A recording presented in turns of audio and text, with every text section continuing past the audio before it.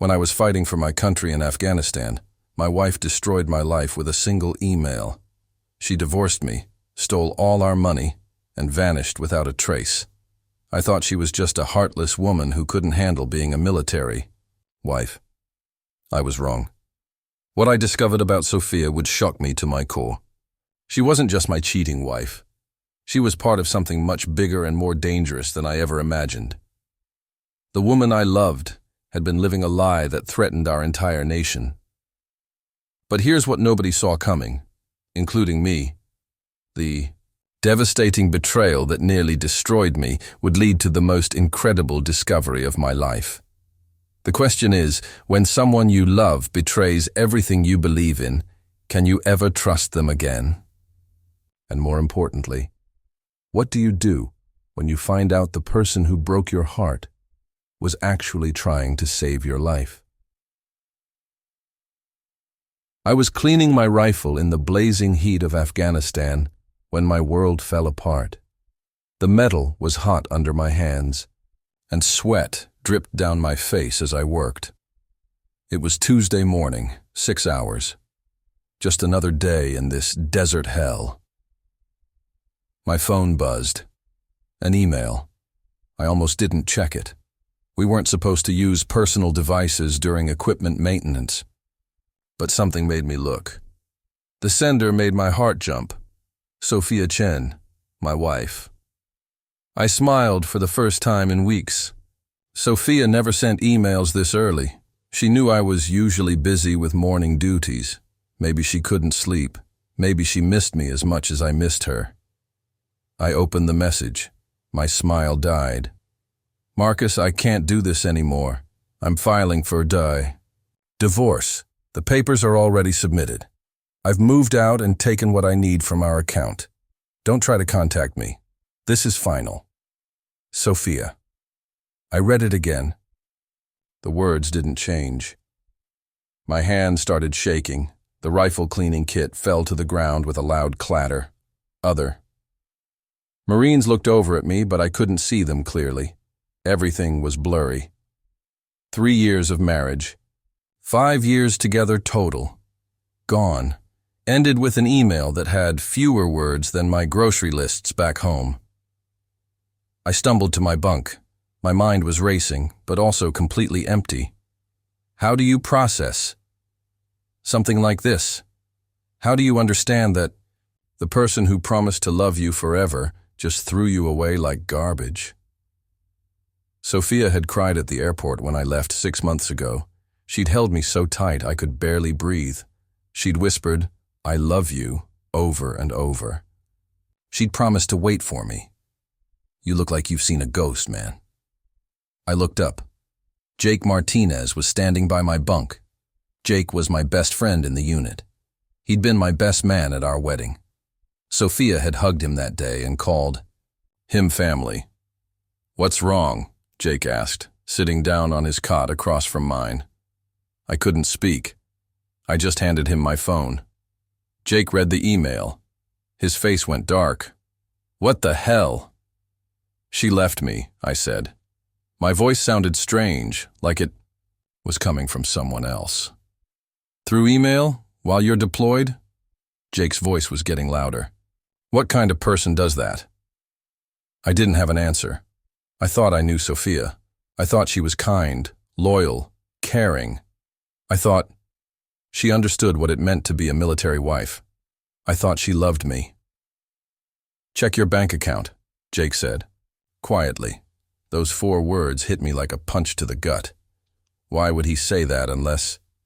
With shaking fingers, I logged into our joint bank account. The screen loaded slowly. When the numbers appeared, my stomach dropped to my boots. Balance, $200,000. $47,000. Gone. Every penny we'd saved for our future. Every dollar we'd put away for the house we planned to buy when I got home. Every cent we'd saved for the kids we talked about having. She'd left me with $200. "She cleaned you out," Jake said, looking at the screen. His voice was full of anger. "She took everything." I felt sick. Actually sick. I ran outside and threw up behind our barracks.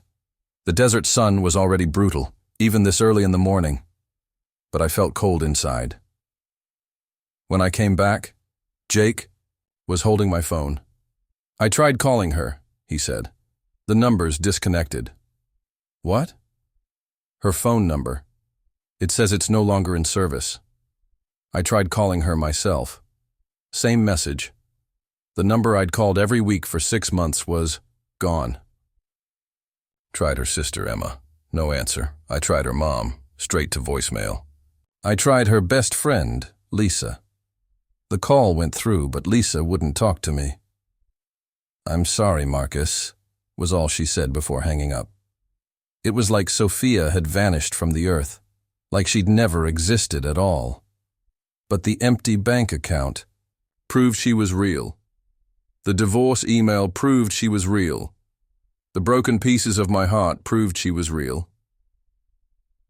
I sat on my bunk for a long time, staring at that email, trying to understand how the woman I loved could destroy me without even a phone call, trying to figure out how I was supposed to focus on staying alive in a war zone when my life back home had just exploded. Jake sat with me. He didn't say much. There wasn't much to say. Sometimes your world just ends, and all you can do is sit there and try to breathe. But what I didn't know then was that this devastating email was just the beginning. Sophia's betrayal would lead me down a path I never could have imagined, a path that would show me things about love, loyalty, and the price of truth that would change everything I thought I knew about my life. The worst day of my life was about to become the first day of the most incredible and terrifying journey I'd ever taken. The next 3 weeks were the darkest of my life. I couldn't eat without feeling sick. I couldn't sleep without seeing Sophia's face. During missions, my mind wandered to dangerous places. I kept reading that email over and over, looking for clues I'd missed, looking for some sign that this was all a mistake. But the words never changed. Cold, final, like I meant nothing to her. Jake tried to help. He brought me food I wouldn't eat. He sat with me during the long desert nights when sleep wouldn't come. He even tried to make jokes, but nothing was funny anymore. "You're scaring me, man," he said one morning. "You're like a ghost." I felt like a ghost. I was going through the motions of being a Marine, but inside I was empty. Everything that mattered to me was gone. The breaking point came during a patrol outside Kandahar. We were walking through a market area, checking for threats, standard stuff. But my mind was somewhere else. I was thinking about the last time I'd talked to Sophia. On the phone, she'd said she loved me. She'd said she missed me. How could someone lie that easily? "Chen, get down." I looked up just in time to see Jake tackle me to the ground. An explosion rocked the building next to us. Debris rained down where I'd been, standing. "What the hell is wrong with you?" Jake yelled over the noise. "You almost walked right into that IED zone." I stared at him. I hadn't even seen the warning signs, the markers our bomb squad had left. I'd been so lost in my thoughts that I'd almost gotten myself killed. Captain Rodriguez found me after we got back to base. He was a good officer, tough, but fair. He'd been in the Marines for 15 years and had seen everything. "Chen, my office, now." I followed him to his small command post. He closed the door and pointed to a chair. "Sit down, son. We need to talk." I sat. Captain Rodriguez studied my face for a long moment. "What's going on with you? That's the 3rd time this week you've made a rookie mistake. Today, you almost got yourself blown up." I didn't want to talk about it, but Captain Rodriguez wasn't the kind of man you lied to. "My wife left me, sir," I said. "Filed for divorce while I'm over here. Took all our money." Captain Rodriguez's expression softened. "I'm sorry to hear that. When did this happen?" 3 weeks ago. Got the news in an email." "An email?" He shook his head. "That's cold, even for a Dear John letter. She emptied our bank account, too. $47,000. Left me with $200. Captain Rodriguez was quiet for a minute. Then he said something that stuck with me. Son, sometimes the worst thing that happens to you becomes the door to the best thing that ever happens to you. I thought he was crazy. How could this be anything but the end of everything good in my life? I know it doesn't feel that way now, he continued. But trust me, I've seen a lot of Marines go through hard times. The ones who come out stronger are the ones who learn something from the pain. What am I supposed to learn from this? That's for you to figure out. But first, you need to get your head right. You're no good to your unit if you're thinking about home instead of staying alive. He was right. I was putting everyone at risk. 2 weeks later, the divorce papers arrived through military mail, official documents that made everything real. Sophia was asking for half of everything I owned, including my military benefits. She'd already stolen our savings, and now she wanted more. The papers were signed by a lawyer I'd never heard of. The address listed for Sophia was an apartment complex in San Diego. But when I looked it up online, something felt wrong. The building looked too new, too expensive for what Sophia could afford. I hired a military lawyer. Staff Sergeant Williams had handled dozens of cases like mine. I hate to say it, Marcus, but this happens more than you'd think, she told me over a video call. Military spouses who can't handle the stress sometimes make bad choices. Bad choices? I said. She stole my life savings and filed for divorce, while I'm getting shot at. I know, and we're going to fight this, but I need you to focus on something else right now. What? Why did she only take money from your joint account? I didn't understand. What do you mean? You had other accounts, right? Your personal checking account from before you were married? I pulled up my banking app. My old account from before. Sophia showed the same balance it had for months. $800. She didn't touch this one, I said. That's strange. If she had your social security number and personal information, she could have cleaned out everything. Why leave money behind?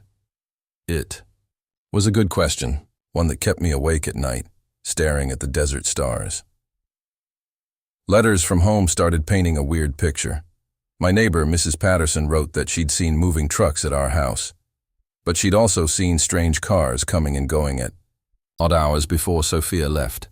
My brother Tony mentioned that Sophia had been asking strange questions about my military service, about my deployments, even about my security clearance.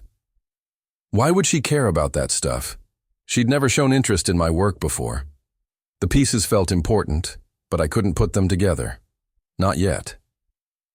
What I didn't realize was that while I was falling apart in the desert, Sophia was falling apart too, but for very different reasons than I thought. 2 months into my legal battle with Sophia, something strange happened. My lawyer called with news that made no sense. Marcus, we have a problem. We can't find your wife. I was cleaning my gear when the call came through. The satellite connection was scratchy, but I heard her clearly enough.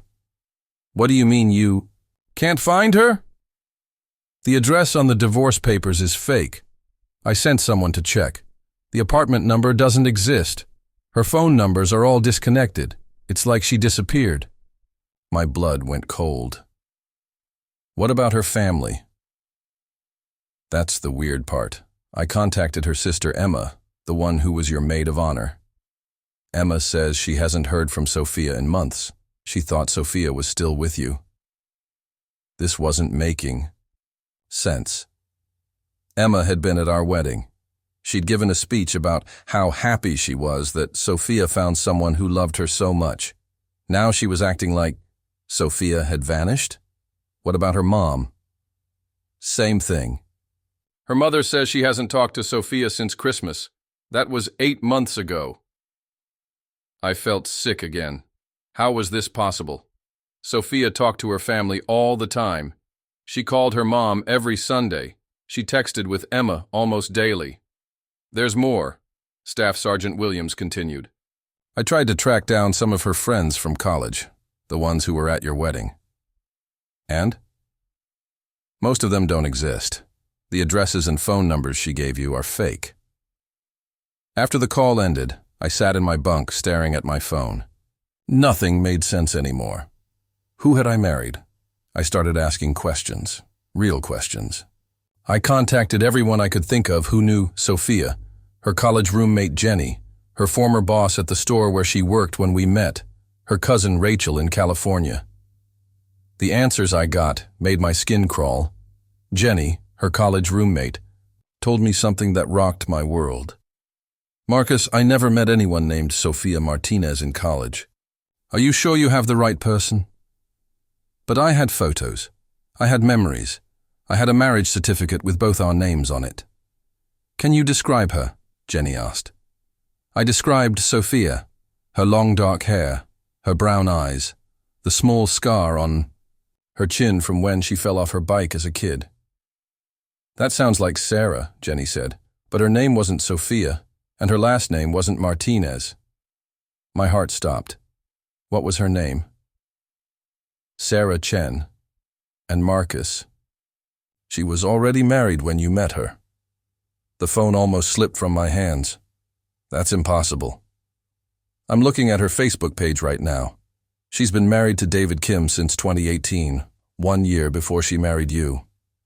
I ended the call and immediately got on my laptop. I found the Facebook page Jenny mentioned.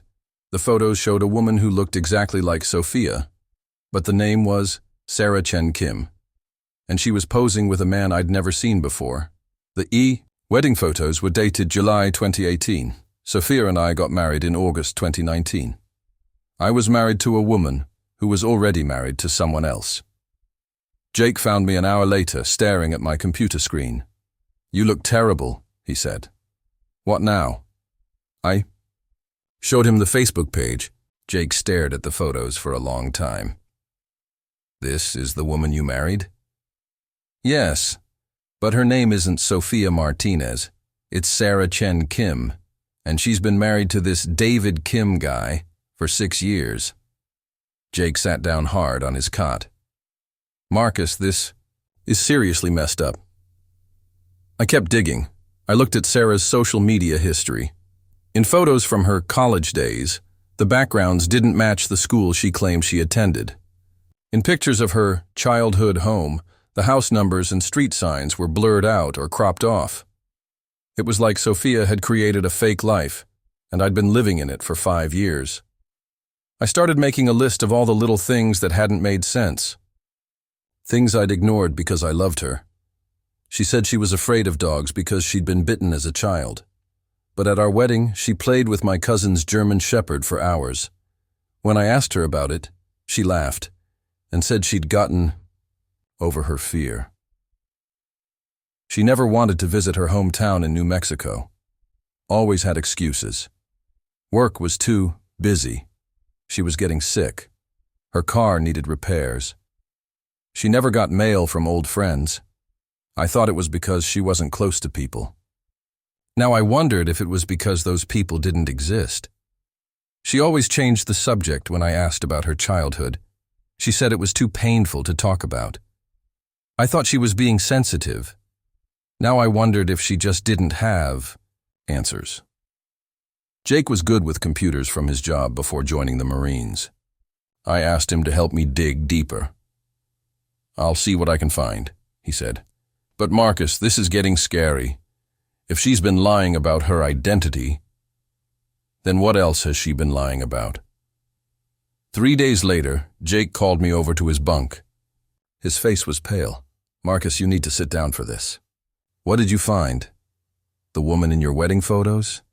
Her real name is Sarah Chen Kim, like we thought, but there's more. My heart was pounding. What kind of more? She's done this before. I found records of at least 2 other marriages. Different names each time, all to military guys. The world tilted sideways. How many? I found 3 so far. You, an Air Force pilot named Steve Johnson, and a Navy guy named Robert Martinez. I felt like I was going to throw up. She's married to 3 different men? At least 3. And Marcus, there's something else. What? All three of you have one thing in common. You all have security clearances. That hit me like a physical blow. My security clearance gave me access to classified information. Not the highest level stuff, but sensitive military data. You think she's after classified information? I think your wife isn't just a con artist, Jake said quietly. I think she might be a spy. The words hung in the air between us. A spy. The woman I'd loved. The woman I'd shared my bed with. The woman I'd told my deepest secrets to. She might be a foreign agent. But even that shocking truth wasn't the whole story. As devastating as learning about Sophia's double life was, it was nothing compared to what I would discover about why she'd targeted me in the first place. Jake's discovery that Sophia might be a spy sent me into a tailspin, but it also lit a fire under me. I wasn't just dealing with a cheating wife anymore. I was dealing with someone who'd committed fraud, bigamy, and maybe treason. This was bigger than my broken heart. This was about national security. I contacted the FBI through military channels. It took 2 days to get through to the right person. Agent Sarah Thompson took my case. What she told me over our first encrypted call made my blood run cold. Sergeant Chen, you're not the first military member to contact us about this woman. We've been tracking Sarah Kim, the woman you knew as Sophia Martinez, for 2 years. My hands were shaking as I held the phone. Tracking her for what? Marriage. Fraud, identity theft, and espionage. That word hit me like a physical blow. Espionage. My wife was a spy. Agent Thompson explained that Sarah Kim was part of a larger operation. They targeted military personnel with security clearances. The plan was simple but effective. Research lonely soldiers, create fake identities, marry them, and gain access to classified information. She's done this at least 4 times that we know of, Agent Thompson said. You, 2 Air Force pilots, and a Navy intelligence officer. I felt sick. Did she get classified information from me? That's what we need to find out.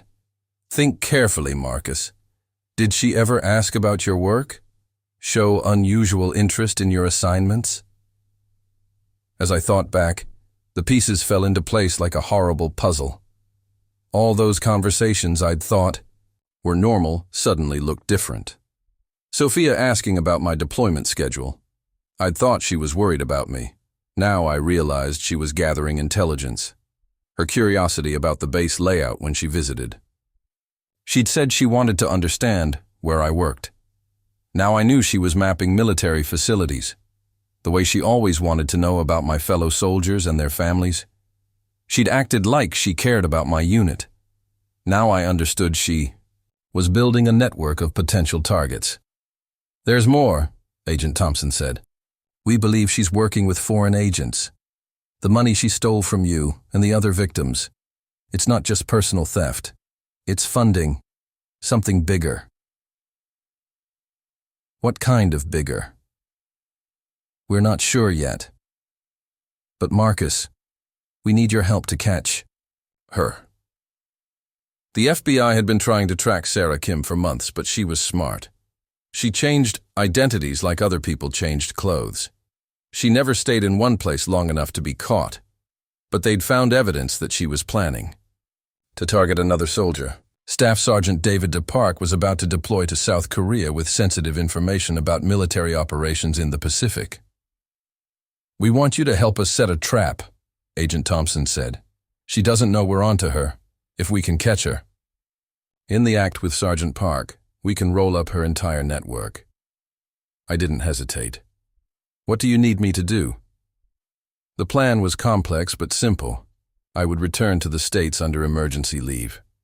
I'd pose as Sergeant Park's friend and create opportunities for Sarah to make contact. The FBI would be watching everything. It's dangerous, Agent Thompson warned. If she realizes it's a trap, she could disappear forever. Or worse. Worse, how? People who work in espionage don't usually go quietly when they're cornered. But I was ready for the risk. Sarah Kim had destroyed my life. She'd stolen my money, broken my heart, and made me question everything I believed about love and trust. If I could help stop her from doing it to someone else, I was in. What Agent Thompson didn't tell me, what she couldn't have known, was that Sarah Kim had been watching me too. And she'd discovered that I was onto her. I spent 3 days preparing for the mission, learning about Sergeant Park's background, studying Sarah's known methods, planning how to make contact look natural. Then, the night before I was supposed to fly back to help with the sting operation, I received another email. This one made my previous heartbreak look like a paper cut. The sender was familiar, S. Kim, not Sophia Martinez this time. She was done pretending. Marcus, I know what you're planning. Call off the FBI or people you care about will get hurt. You have 48 hours, S. My blood turned to ice, but it got worse. Attached to the email were photos that made me want to throw my laptop across the room. The first photo showed my parents' house in Ohio. It was taken from across the street, but you could clearly see my mom working in her garden. There was a red circle drawn around her. The second photo showed my brother Tony at his job at the auto shop. He was under the hood of a car, completely unaware that someone was watching him. Another red circle. The third photo was the worst. It showed my little sister Emma walking to school. She was 17 years old, just a kid. She had her backpack on and was looking at her phone. She had no idea someone was taking pictures of her. A red circle around her too. Sarah Kim wasn't just threatening me anymore. She was threatening my family. I tried calling Agent Thompson immediately, but it was the middle of the night in the States. I left urgent messages on every number she'd given me.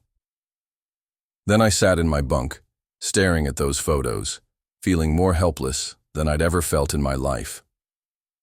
Sarah Kim had shown me that she could reach anyone, anywhere. My parents lived in a quiet suburb in Ohio. Tony worked at a small shop where everyone knew everyone. Emma went to the local high school where the biggest worry was usually homework. None of them knew about Sarah Kim. None of them knew they were in danger because of me. The woman who'd destroyed my marriage wasn't finished with me yet. Now my family was in her crosshairs, and I was the only one who could stop her. But stopping her meant risking everything. If I called off the FBI operation, she'd escape and probably target more soldiers. If I went ahead with the plan, she might hurt the people I loved most in the world. As I stared at that photo of Emma walking to school, innocent and unaware, I realized something that chilled me to the bone. Sarah Kim wasn't just a spy. She was something much more dangerous. She was someone who would hurt innocent people to get what she wanted. Someone who would threaten a teenager to protect her mission. Someone who needed to be stopped, no matter what it cost me. I forwarded Sarah's threatening email to Agent Thompson the second I got through to her. Within hours, she called me back with news that both relieved and terrified me. "We have FBI agents positioned around your family's homes right now," she said. "But Marcus, this changes everything." How? Sarah Kim reaching out to you directly means she's desperate. Desperate people make mistakes, but they're also dangerous. Agent Thompson's voice was tight with concern. "We're pulling you out of the operation. It's too risky now." "No," I said immediately. "She's threatening my family because of me. I'm going to finish this." "Marcus, this woman is connected to people who won't hesitate to hurt civilians. We can protect your family without risking your life." "Can you?" My voice was getting louder. "She's been one step ahead of you for 2 years. She married me under your noses. She married 3 other soldiers under your noses. The only reason you even know about her is because I contacted you."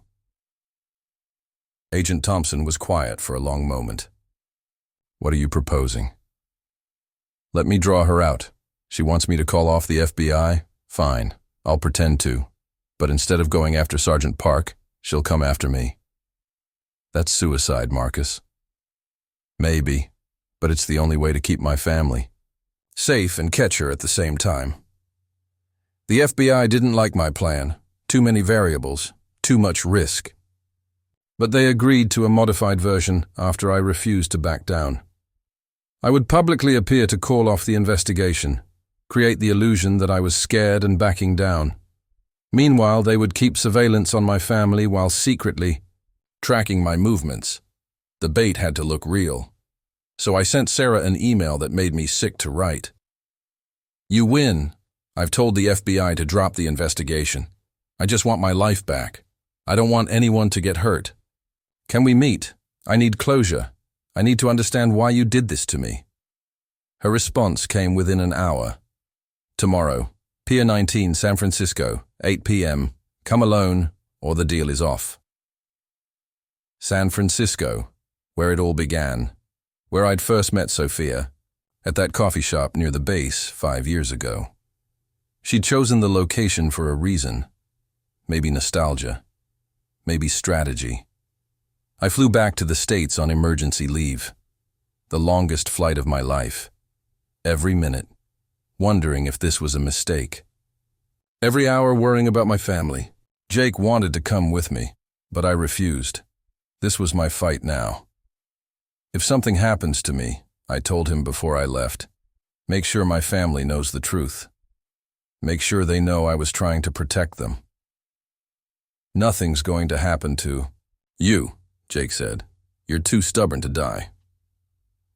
I wished I felt as confident as he sounded. I arrived at Pier 19 30 minutes early. The FBI had surveillance teams positioned throughout the area, but they were far enough away that Sarah wouldn't spot them. I was wearing a wire, but I also had a backup plan she wouldn't see coming. The pier was mostly empty at 8 p.m., just a few joggers and people walking dogs. The sun was setting over the bay, casting long shadows everywhere. Perfect cover for someone who didn't want to be seen. At exactly 8 p.m., a figure approached from the shadows between two shipping containers. Even in the dim light, I recognized her immediately. Same beautiful face, same long dark hair, same confident walk that had first caught my attention 5 years ago. But now I knew it was all a lie. "Hello, Marcus," she said, stopping 10 feet away from me. Her voice was different. The soft, sweet tone I remembered was gone. This voice was cold, calculating, like she was talking to a target instead of someone she'd once claimed to love. "Sarah Kim," I said. "That's your real name, right? Or is that fake too?" She smiled. But it wasn't the warm smile I'd fallen in love with. This smile was sharp, predatory. "Names are just labels, Marcus. You of all people should understand that. You've killed people whose names you didn't even know. Those were enemy combatants. In a war zone, you're a traitor who preys on people who serve their country. I serve my country too, just not the same one as you." The admission hit me like a physical blow. Sarah Kim wasn't just a con artist or a criminal. She was a foreign agent, a spy working for an enemy nation. "Which country?" I asked, though I already suspected the answer. "Does it matter? What matters is that you're going to walk away from this investigation. You're never going to contact the FBI about me again. And you're going to forget I ever existed. And if I don't?" She pulled out her phone and showed me a photo that made my blood freeze. It was my little sister Emma, taken that morning as she walked to school. In the photo, a red laser dot was visible on her backpack. Someone with a rifle scope was targeting my 17-year-old sister. "My associates are very good at their jobs, Marcus. Your sister would never know what hit her. Neither would your parents. Or your brother." Rage flooded through me like lava. This woman had stolen my money, destroyed my marriage, betrayed my country, and now she was threatening to murder my teenage sister. "You're sick," I said, taking a step toward her. "I'm practical. You have a choice, Marcus. Walk away from this right now, or watch your family suffer for your stubborn principles." She thought she had me trapped, thought I'd choose my family over my duty, thought fear would make me back down. But what Sarah Kim didn't know was that I'd made my choice long before I'd walked onto that pier. She'd made one critical mistake. She'd threatened a United States Marines family, and she was about to learn why that was the worst decision of her life. "I have a better idea," I said, taking another step closer. "Stay back," she warned, her hand moving toward her purse. "How about you surrender now, and I don't let the FBI know about the thing you don't know I know about you?" For the first time since she'd appeared, Sarah Kim looked uncertain. "What are you talking about?" "David Kim, your real husband, the one you've been married to for 6 years. Her face went pale in the dim light. "How did you find out about him?" "The same way I found out that he's not just your husband, Sarah. He's your handler." Sarah's face went white as my words hit her.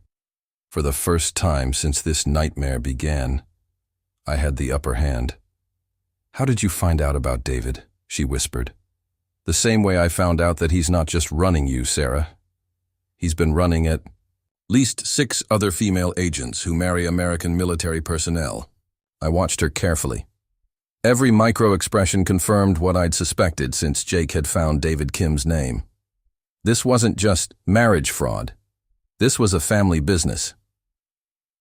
"David Kim works for North Korean intelligence," I continued, taking another step closer. "He's been your handler for 8 years. He recruited you when you were 19 years old and desperate to get your brother out of a prison camp." Sarah's hand moved toward her purse, but I was ready for that. "I wouldn't," I said firmly. "Look around." She glanced left and right, suddenly noticing what I'd spotted when I arrived. The FBI surveillance teams weren't hiding anymore. They were positioned openly, letting her see them. Red laser dots appeared on her chest, sniper scopes from at least 3 different directions. "This was never about getting me to back down," I said. "This was about getting you to reveal your network, and you just did." But Sarah Kim was more dangerous than I'd given her credit for. Instead of surrender, she chose desperation. "You think you're smart, Marcus," she said, pulling a gun from her purse despite the laser sights on her. "You think the FBI can protect your family from my people? I think you're about to make the biggest mistake of your life." "The mistake was marrying you," she said, raising the gun toward me. "You were supposed to be easy, a lonely soldier with a security clearance and no family nearby. But you had to be the one with a conscience. That's where you were wrong, Sarah. I'm not the one with no family nearby." She frowned, not understanding. "My family isn't just my blood relatives," I said, taking another step forward despite the gun pointed at me. "My family is every Marine, every soldier, every sailor, and every airman who serves this country. And you threatened them when you started stealing military secrets." I took another step. "You also made one other mistake." "Stay back!" she shouted, but her hand was shaking now. "You assumed I came here alone." That's when Jake stepped out of the shadows behind her, along with 2 other Marines from my unit who'd flown back with me. Tommy Rodriguez and Mike Chen, guys who'd volunteered to help when they heard what Sarah had done. Sarah spun around trying to keep the gun on all of us, but it was too late. "Drop the weapon!" FBI agents swarmed the pier from all directions, their own weapons drawn. Agent Thompson's voice echoed across the water through a megaphone. "Sarah Kim, you're surrounded! Put down the gun and get on the ground!" Sarah looked around wildly, realizing she was trapped, but instead of surrendering, she did. Something that surprised everyone. She started laughing. "You have no idea what you've stumbled into," she said, still pointing the gun in my direction. "I'm not just some con artist, Marcus. I'm not even the important one." "Then who is?" Agent Thompson called out, her own weapon drawn. The person who's been feeding us information from inside the Pentagon for the past 3 years, Sarah said. Someone with access to everything. Someone you trust completely. My blood went cold. The FBI had focused on Sarah Kim and her network of fake wives, but she was revealing something much bigger. There was a mole inside the highest levels of American military intelligence. Who? I demanded. Sarah smiled that cold smile one more time. Someone who's been watching this entire operation. Someone who knows you're all here right now. She raised her phone with her free hand. On the screen was a live video feed of our location, showing FBI agents, Marines, and me from an elevated angle. Someone was watching us from above. Someone with access to surveillance equipment. Someone who was about to warn the entire spy network that their operation had been blown. "Gun down now," Agent Thompson shouted. But Sarah Kim had one last card to play. "The mole knows everything about Operation Silent Shield," she said. "The classified mission that starts next week. The one that involves moving nuclear codes through South Korea.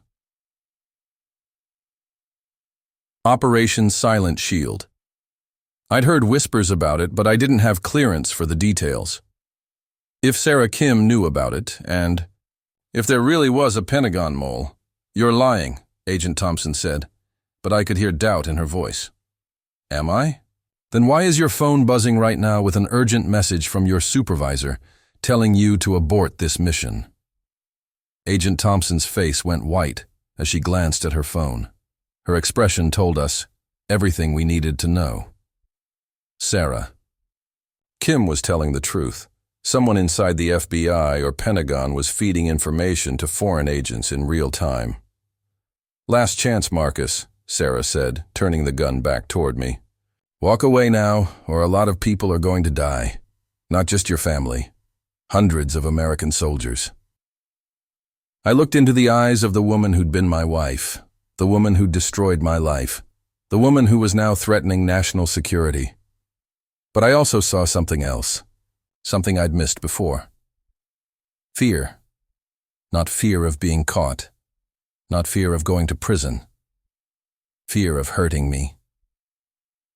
"Sarah," I said quietly, "you don't want to pull that trigger. You don't know what I want." "Yes, I do. You want to protect your brother. The one David Kim told you was in a North Korean prison camp. The one he said would die if you didn't follow orders." Her gun hand wavered slightly. "But your brother is already dead, isn't he? He died 2 years ago and David never told you. He's been using a dead man to control you." Tears started running down Sarah's face. "Stop. You've been betraying everything you believe in for a lie. Your brother can't be saved because there's nothing left to save." "Stop!" she screamed. But I wasn't finished, because I'd figured out the most important thing of all. "You fell in love with me, Sarah. Really fell in love. That wasn't part of the mission. That's why you left instead of getting the information David wanted. That's why you're crying, right? Now, instead of just pulling that trigger." The gun was shaking in her hands now. "You have a choice," I said. "You've always had a choice. Choose the right side, Sarah. Choose love over fear. Choose America over the people who've been lying to you." For a moment, everything was silent, except for the sound of waves against the pier. Then, Sarah Kim made her choice. Sarah Kim looked at me one last time, tears streaming down her face.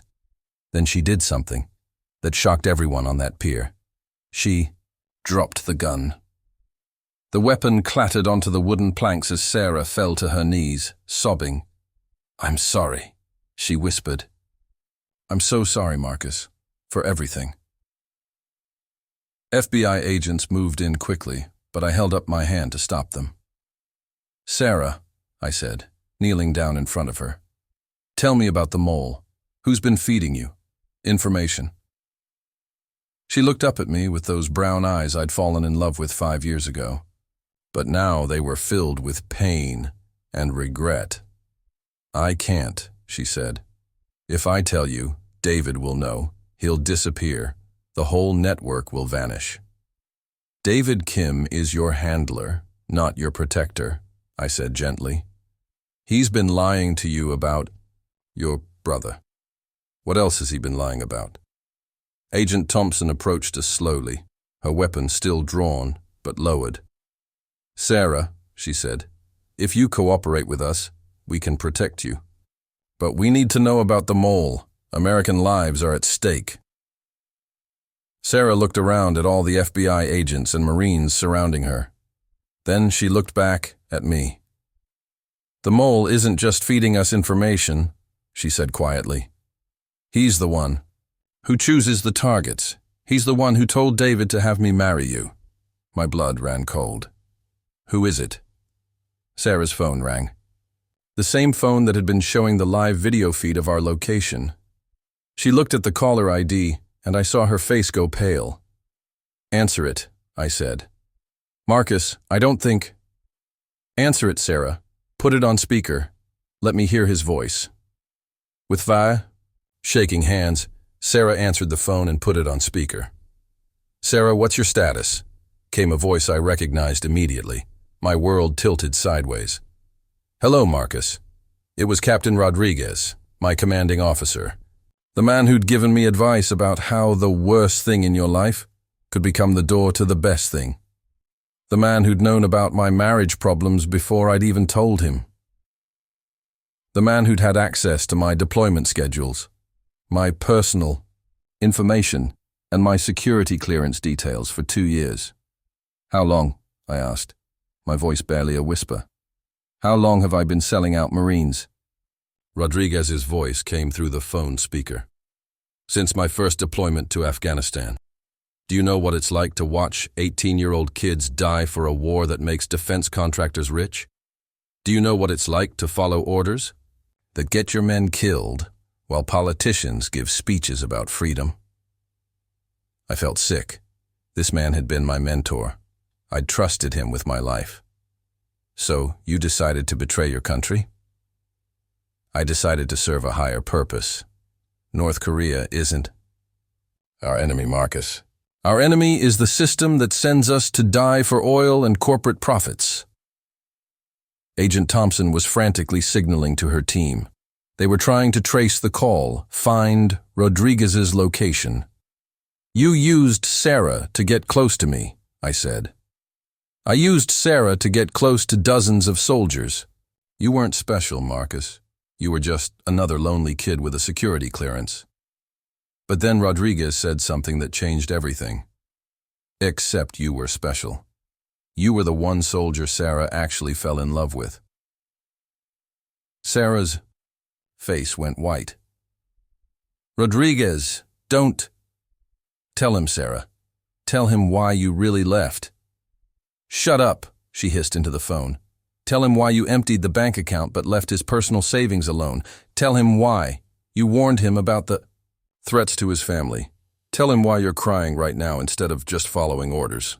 I stared at Sarah Kim, the woman who'd destroyed my marriage, stolen my money, and betrayed my country. And for the first time, I saw something in her eyes that I'd never noticed before. Love. Real, genuine love. Sarah, I said quietly. She was crying harder now, but she managed to speak. I was supposed to marry you, get the classified information, and disappear, she whispered. It was just another job, just another target. But you were different. How? You actually loved me, not the fake person I was pretending to be, not some idea of who you wanted me to be. You loved me when I was sick.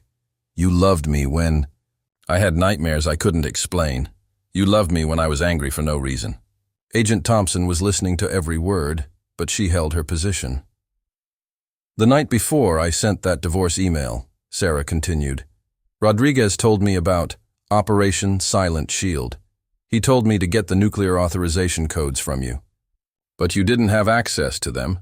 You were just a good man serving his country, and I was destroying your life for nothing. So you left. I left because I couldn't hurt you anymore. But Rodriguez threatened to have you killed if I didn't continue. The mission. That's why I took the money. That's why I sent the divorce papers. I thought if I made you hate me, you'd be safe. Rodriguez's voice crackled through the phone speaker. How touching. But none of that matters now. Sarah, you have 30 seconds. To kill Chen and get to the extraction point, or I start eliminating his family members one by one. No, Sarah said firmly. I won't do it. What did you say? I said no. I won't kill him, and I won't help you anymore. There was silence from Rodriguez's end. Then his voice came back, colder than I'd ever heard it. Then you've just signed his death warrant, and yours.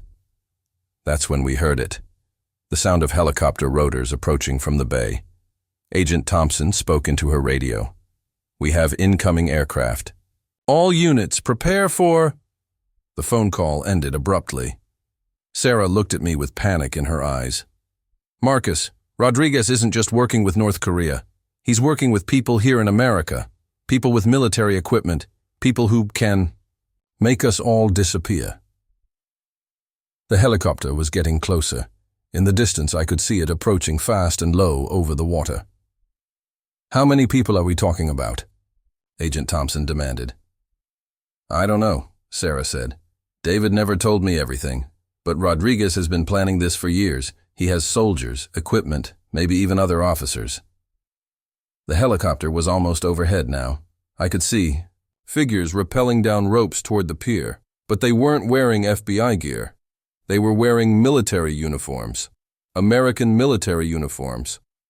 Get down! I shouted, pushing Sarah behind a shipping container as gunfire erupted across the pier. Rodriguez had sent his own people to clean up the mess, to eliminate everyone who knew about his operation, including me. As bullets flew around us, I realized that my fight with Sarah Kim had been just the beginning. The real enemy was someone I'd trusted completely, someone who'd used that trust to nearly destroy everything I believed in. But Sarah Kim was no longer my enemy. Somehow, impossibly, she was now fighting beside me. And together, we were about to face the most dangerous betrayal of all. Bullets ricocheted off the shipping container as we took cover. The helicopter hovered overhead, and more soldiers were rappelling down. But something was wrong with this picture. Those are American uniforms, Jake shouted from behind another container 20 feet away. I looked closer at the soldiers advancing on our position. He was right. They were wearing U.S. Marine combat gear, but they were shooting at FBI agents and Marines. Rodriguez has corrupted military personnel, Agent Thompson called out over the gunfire. We don't know how many or who we can trust. Sarah was pressed against the shipping container next to me, breathing hard. Marcus, there's something else I need to tell you. Now? I said as another burst of gunfire erupted nearby. Rodriguez didn't just recruit me to spy on you. He recruited me to kill you if you got too close to the truth. My blood went cold. What? Those nuclear codes he wanted. You never had access to them. But Rodriguez told David you did. He wanted me to get close to you, make you trust me, then eliminate you when the mission was over. Why didn't you? Sarah looked at me with tears in her eyes. Because somewhere along the way, the mission became real for me. You became real for me. More gunfire. Agent Thompson was coordinating with her team through her radio, but we were outgunned. Rodriguez's people had military-grade weapons and training. How many soldiers is Rodriguez working with? I asked Sarah. I don't know.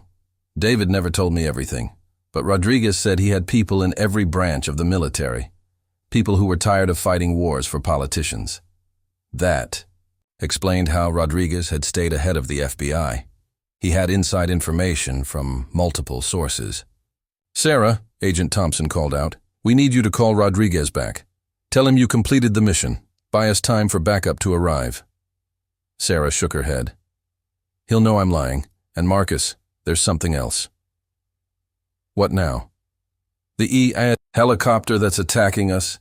It's not Rodriguez's backup plan. It's his escape plan. Those soldiers aren't here to capture us. They're here to eliminate all the witnesses. Including you. Especially me. I know too much about his operation. The gunfire intensified. I could see Jake and Tommy pinned down behind another container. 2 FBI agents were wounded and couldn't return fire effectively. We need to move, I said. Sarah, can you contact David Kim? Tell him Rodriguez is trying to kill you. David won't help me. He's more afraid of Rodriguez than he is loyal to me. But then Sarah did something that surprised me. She pulled out her phone and started dialing. Who are you calling? Someone who can help us. Someone Rodriguez doesn't know about. The call. Connected.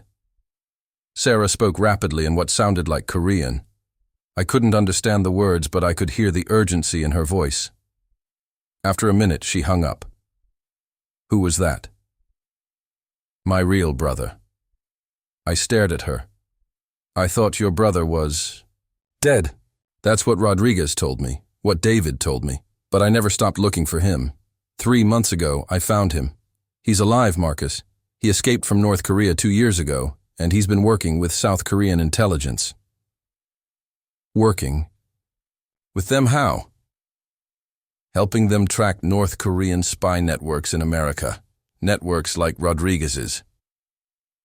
The gunfire suddenly stopped. The silence was almost more terrifying than the shooting. Agent Thompson's radio crackled. All units, we have incoming South Korean military aircraft. They're requesting permission to engage the hostile helicopter. South Korean military? Agent Thompson looked confused. Sarah grabbed her phone again. My brother called in a favor. The South Koreans have been tracking Rodriguez's network too. They want him as much as we do. In the distance I could hear new helicopter rotors. Different sound. Closer. Rodriguez's voice suddenly boomed across. The peer threw a loudspeaker from his helicopter. Marcus Chen, you have 60 seconds to surrender or we start executing your family members. My heart stopped. My family? I thought the FBI was protecting them. Sarah's face went white. Marcus, Rodriguez has people everywhere. If he says he has your family... Agent Thompson was frantically talking into her radio, trying to get updates on my family's protection detail. But her expression told me everything I needed to know. Something had gone wrong.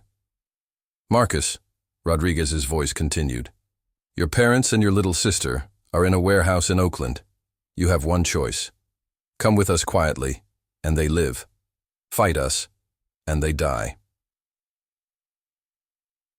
The South Korean helicopters were getting closer, but would they arrive in time? Don't do it, Sarah said urgently.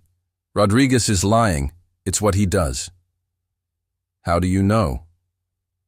Because I know Rodriguez. If he really had your family, he'd show you proof. He'd put them on the phone. He's bluffing. But I couldn't take that risk. Not with my parents' lives. Not with Emma's life. I started to stand up, ready to surrender. That's when Sarah Kim did something that changed everything. She stood up first. Rodriguez, she shouted toward the helicopter. You want someone? Take me. I'm the one who betrayed. The mission. I'm the one who fell in love when I was supposed to stay focused. Sarah, get down. I tried to pull her back behind the container. Marcus, listen to me, she said, looking directly into my eyes. I've spent 5 years lying to everyone, including myself. But I'm not lying about this. I love you. I really love you. And I'm not going to let Rodriguez hurt you or your family. Sarah. Rodriguez, she shouted again. I have something you want more than Marcus. I have the real nuclear codes. The pier went silent, except for the sound of approaching helicopters. What are you talking about? Rodriguez's voice came through the loudspeaker. Sarah pulled a small device from her jacket. The codes Marcus was supposed to have? I stole them myself, from a Pentagon contact David didn't know about. You want them? Come and get them. She was lying. I could tell by the way she glanced at me, but it was a convincing lie. Bring me the device, Rodriguez commanded. No, Sarah shouted back. You bring me my brother, the real one, not some story. About him being dead, and you bring proof that Marcus's family is safe. You're in no position to make demands. Aren't I? Sarah held the device over her head. One drop from this height onto concrete, and these codes are gone forever. Your North Korean friends won't be very happy about that. The South Korean helicopters were almost overhead now. I could see them approaching from the east. Rodriguez had to choose, grab Sarah and the fake codes, or risk losing everything when the South Korean military arrived. You have 10 seconds to decide, Sarah shouted. But Rodriguez made a choice that none of us expected. He started laughing through the loudspeaker. Sarah, you beautiful, naive girl, you still don't understand what this is really about. What do you mean? Those codes you're holding, they're fake. The real Operation Silent Shield was canceled weeks ago. This entire operation, the peer meeting, the confrontation, even your little confession of love, it's all been a setup. My blood turned to ice. A setup for what? Sarah demanded. To identify every FBI agent and military personnel who might be loyal enough to investigate my network. Marcus, Sarah, Agent Thompson, all of you. You're not trying to catch me. You're helping me identify the people I need to eliminate. The sound of the South Korean helicopters was deafening now, but Rodriguez's words were even louder in my head. We hadn't been hunting him. He'd been hunting us, and we'd walked right into his trap. The South Korean helicopters opened fire on Rodriguez's aircraft before he could say another word. The pier exploded into chaos as both helicopters engaged in an aerial battle directly overhead. Move, now! Agent Thompson shouted, and we all ran for better cover as debris rained down on us. But as we reached the end of the pier, I realized something that made my blood freeze. Rodriguez was right. This had all been a trap. But not the kind of trap he thought. Sarah! I grabbed her arm as we took cover behind a concrete barrier. The FBI knew Rodriguez was the mole from the beginning. What are you talking about? Agent Thompson ducked down beside us, reloading her weapon. She heard what I said, and the expression on her face confirmed my suspicion. You knew, I said to her. You knew Rodriguez was dirty before I ever contacted you. Agent Thompson looked at me for a long moment, then nodded. We've suspected Captain Rodriguez for 8 months, but we needed proof, and we needed to identify his entire network. So you used me as bait. We used both of you, she said, glancing at Sarah. We knew Sarah would eventually contact you. We knew Rodriguez would try to protect his operation. We just didn't know how big it really was. Sarah stared at Agent Thompson in shock. You're saying the FBI planned this whole confrontation? We planned to create a situation where Rodriguez would have to reveal himself and his resources. We didn't plan for him to show up with corrupted military personnel and attack helicopters. Above us, Rodriguez's helicopter was taking heavy fire from the South Korean aircraft. I could see smoke pouring from its engine. There's something else, Agent Thompson continued, speaking quickly as gunfire erupted around us. Rodriguez isn't just working with North Korea. He's been selling information to multiple foreign governments: China, Russia, Iran. This is the biggest counterintelligence disaster in American history. How many people is he working with? We think at least 40 military personnel across all branches. Maybe more. That's when I heard Rodriguez's voice again, this time through Sarah's phone. She'd accidentally left the call connected. David, abort the California operations. Move to the backup plan, eliminate all primary assets, and withdraw to the safe zone. David Kim's voice came through clearly. What about Sarah and the Marine? They're both dead by now. Focus on getting our people out before the South Koreans capture anyone. Sarah and I looked at each other. Rodriguez thought we were dead, which meant we had an advantage he didn't know about. "Agent Thompson," I said, "can your people track David Kim's location from this call?" "Already doing it," she said, speaking into her radio.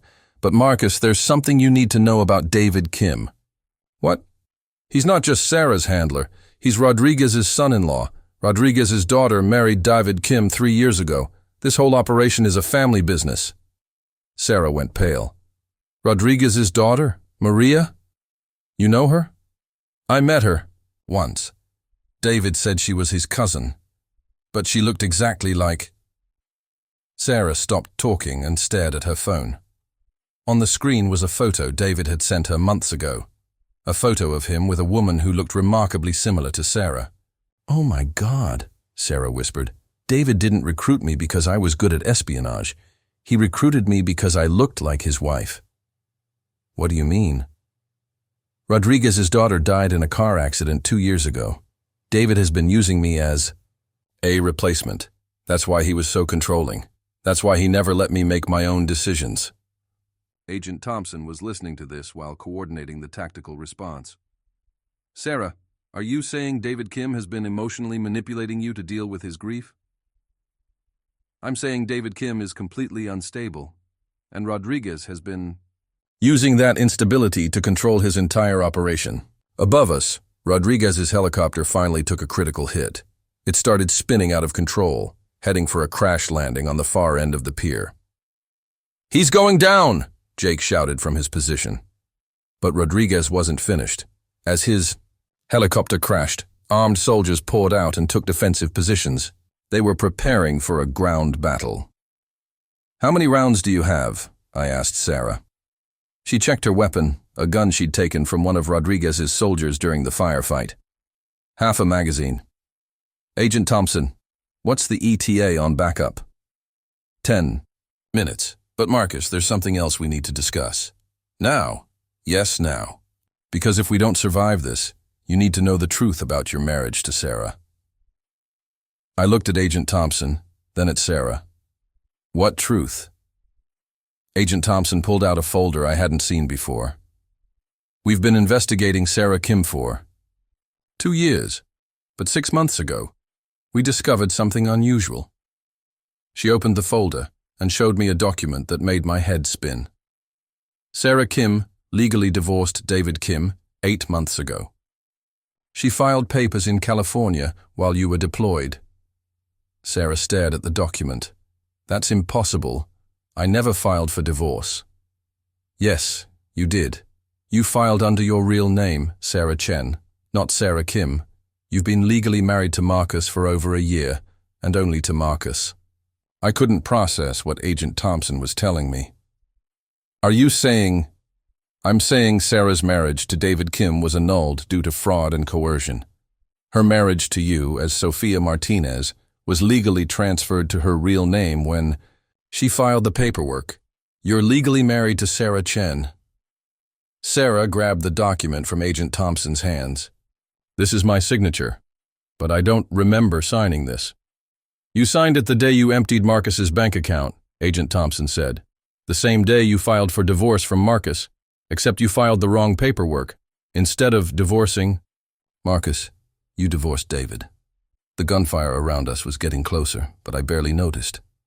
Everything I thought I knew about my relationship with Sarah was changing again. "Why would she make that mistake?" I asked. "Because," Agent Thompson said, "subconsciously, Sarah wanted to stay married to you. Even when she was trying to leave you, her heart made the choice her mind couldn't make." Sarah was crying now, staring at the legal documents. "Marcus, I don't remember doing this, but if I did—" "If you did, it means you chose me over David Kim 8 months ago. You chose love over duty before you even realized you were doing." Rodriguez's soldiers were advancing on our position. We had maybe 2 minutes before they reached us. But I needed to know one more thing. "Sarah, the money you took from our account, where is it?" "I told you. It's in a Swiss bank account. I never spent it." "Agent Thompson, can you access those records?" She was already typing on her phone. Sarah, I need the account number. Sarah recited the numbers from memory. Agent Thompson's eyes widened as she looked at the screen. Marcus, the money isn't just sitting in an account. Sarah has been using it to fund safe houses for North Korean defectors. She's been helping people escape the same system that trapped her. I stared at Sarah. Even when she thought she was betraying me, she'd been using our money to save people. How long have you been doing this? Since the day I left you, Sarah said quietly. I couldn't stop being a spy, but I could choose which side I was really working for. Rodriguez's voice echoed across the pier through a megaphone. Sarah, Marcus. I know you're alive. Come out now and I'll make your deaths quick. But as I looked at Sarah, really looked at her, I realized something that changed everything. We weren't going to die on this pier. Because for the first time since this nightmare began, we were fighting for the same thing. Each other. Rodriguez's. Soldiers were 50 yards away and closing fast when Sarah's phone rang one more time. But this call was different. The caller ID showed a number I'd never seen before. Answer it, I said. Sarah put the call on speaker. A voice I didn't recognize came through, young, urgent, speaking English with a Korean accent. Sarah, this is Jin, your brother. Are you safe? Sarah's eyes filled with tears. Jin, how did you get this number? I've been tracking Rodriguez's communications for the South Korean government. Sarah, you need to know something urgent. Rodriguez isn't trying to escape. He's trying to activate something called Operation Final Shield. What's Operation Final Shield? Agent Thompson demanded. A North Korean submarine armed with nuclear weapons is positioned 12 miles off the California coast. Rodriguez has been planning to use stolen American nuclear codes to make it look like the U.S. launched a first strike against North Korea. My blood went cold. He's trying to start a nuclear war? Not just start one, Jin's voice continued. He's trying to make it look like America fired first. The international community would blame the United States. North Korea would be seen as the victim defending itself. Agent Thompson was frantically speaking into her radio, trying to relay this information to the Pentagon and Navy. But Rodriguez's soldiers were almost on top of us. Jin, Sarah said urgently, where are you now? I'm in a South Korean helicopter, overhead. But Sarah, there's something else. Something I've never told you. What? I'm not just working with South Korean intelligence. I'm working with the CIA. I've been undercover for 3 years, pretending to be a defector. Sarah stared at the phone. What are you saying? I'm saying I volunteered to go back into North Korea to gather intelligence on their American operations. The prison camp story, the escape story. It was all cover. I've been watching Rodriguez and David Kim this whole time. You've been spying on my handlers. I've been protecting you, Sarah.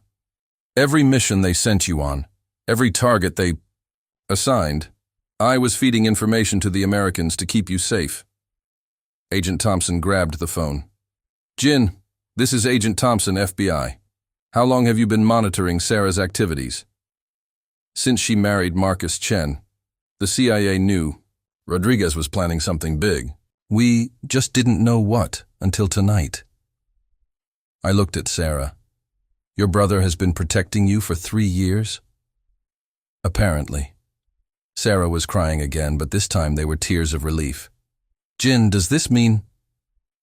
It means you're not a traitor, Sarah. You're a double agent who didn't know she was a double agent.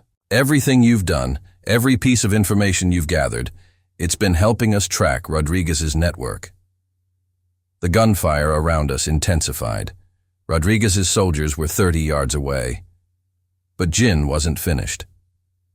Sarah, do you remember the night before you sent Marcus the divorce email? Yes. You called me. You were crying. You said you couldn't go through with Rodriguez's plan. Sarah nodded, even though Jin couldn't see her. I remember. That call was recorded by the CIA. Sarah, you've been working for the United States government since that night. Every action you've taken since then has been part of a joint CIA-FBI operation to expose Rodriguez. Agent Thompson stared at Sarah. Are you saying Sarah Kim has been an American asset for 8 months? I'm saying Sarah Chen, her legal name, has been one of our most valuable intelligence sources. She just didn't know it. My head was spinning. The woman I'd thought was a foreign spy had actually been working for America the entire time. There's more, Jin continued. Marcus, the deployment extension that kept you in Afghanistan longer than planned? That wasn't your choice. That was the CIA keeping you safe while Sarah worked to expose Rodriguez's network. I didn't extend my deployment, I said slowly. My papers were processed automatically. Because Agent Thompson's team needed time for Sarah to gather enough evidence to bring down the entire operation. I turned to Agent Thompson. How long have you known about this? Since the day you first contacted us about Sarah. We've been protecting both of you while using your relationship to expose Rodriguez. The sound of helicopters overhead was getting louder, but these weren't combat helicopters. These were transport. Aircraft. Sarah, Jin's voice came through the phone. Look up. We looked up to see paratroopers dropping from aircraft, but they weren't Rodriguez's people. They were wearing South Korean military uniforms. Jin, are those your people? Joint CIA South Korean Special Forces. We've been planning this operation for months. Rodriguez walked into our trap, not the other way around. Rodriguez's voice echoed across the pier one more time.